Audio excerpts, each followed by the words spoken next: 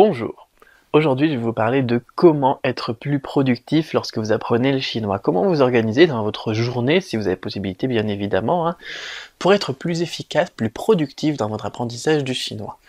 Eh bien, il faut savoir dans un premier temps qu'il y a des heures où le corps humain est plus productif, où le cerveau est plus productif. Des études ont prouvé cela, ils ont fait des recherches, et il est prouvé que à 10 heures du matin, vous êtes le plus efficace. Ensuite, vous avez une période creuse qui va jusque midi environ, et ensuite ça remonte tranquillement jusque 18 heures.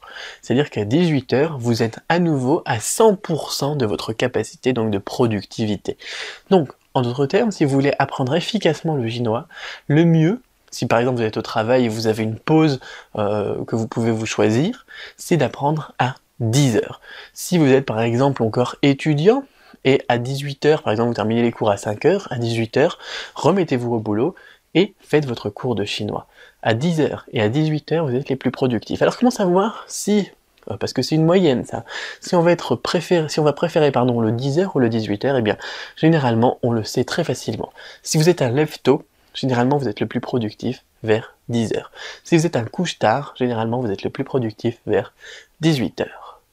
Donc ça, c'est la première chose qu'il faut noter. Ensuite, par contre, on n'est pas productif à 100%, on est productif à 100% à 10h et à 18h, mais on n'est pas productif à 100% sur toute une heure, par exemple. De 10h à 11h, on est productif à 100%, on va bosser une heure. Non, on est productif par période de 15 minutes. Ça, c'est très très important.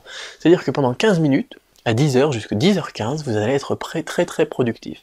Par contre, à partir de là, vous allez devoir faire une pause. Vous devez absolument découper vos leçons, vos cours, en parties, donc en séparation de 15 minutes.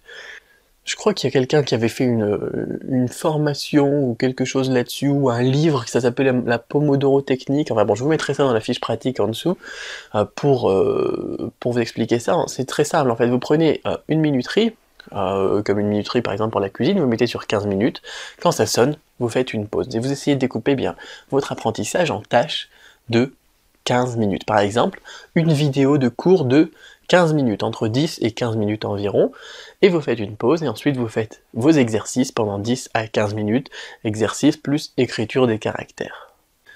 Et une fois que c'est fait, eh bien, par exemple, si vous avez fait 2 à 3 petites sections de 15 minutes, eh bien, vous faites une plus grosse pause, et par exemple, vous reprenez l'après-midi à 18h, ou bien le lendemain à 10h. N'en faites pas trop, n'en faites jamais trop. Boostez votre apprentissage sur des périodes de productivité, et lorsque vous êtes moins productif, eh bien, ça c'est le troisième conseil que je peux vous donner, c'est quand vous vous sentez moins productif, quand vous sentez que vous en avez un petit peu marre, par exemple, eh bien, n'abandonnez pas tout. Changez de technique de productivité. C'est-à-dire que, par exemple, là, il est 10h15, je viens de faire un nouveau cours, je suis fatigué, j'ai plus envie d'en faire, et pourtant, eh bien, ça serait bien que je fasse encore 15 minutes de cours. Eh bien, si vous ne sentez pas l'âme de faire 15 minutes supplémentaires, tout simplement, prenez le temps de faire autre chose, mais qui soit toujours de l'apprentissage. De l'apprentissage qui vous demande moins d'efforts.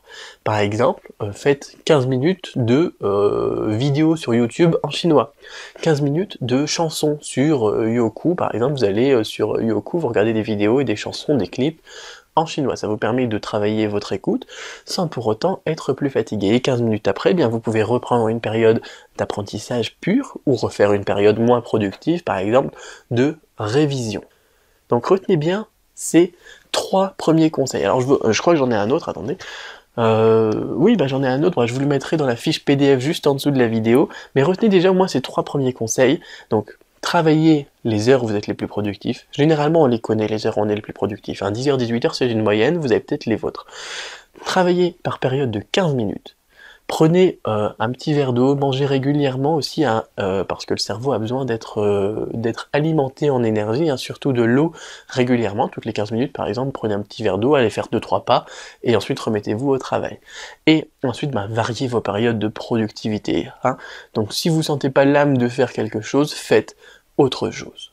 Et donc je vous mets en dessous une astuce qui regroupe un petit peu ce dernier point sur notamment les mauvaises habitudes que l'on prend et qu'il ne faut surtout pas que vous preniez dans votre apprentissage du chinois. Donc on se retrouve pour tout ce résumé là, plus donc un petit peu plus d'explications que dans cette vidéo, dans la fiche PDF juste en dessous de cette vidéo. Donc je vous dis à tout de suite juste en dessous, de l'autre côté, à bientôt.